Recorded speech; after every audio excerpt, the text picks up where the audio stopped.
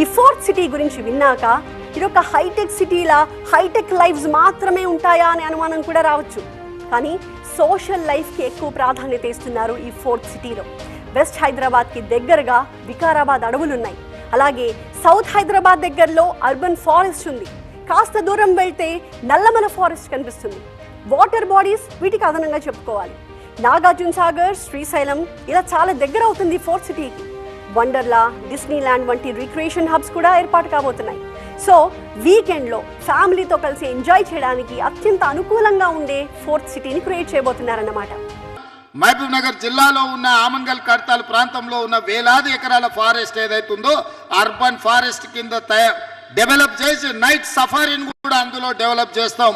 ఈ future సిటీపై presentation చూసిన తర్వాత, ఆ కాన్సెప్ట్ విన్న తర్వాత ఖచ్చితంగా హైదరాబాద్ వస్తాను అంటూ సీఎం రేవంత్ రెడ్డికి మాటిచ్చారు ఫాక్స్కాన్ చైర్మన్ యాంగ్.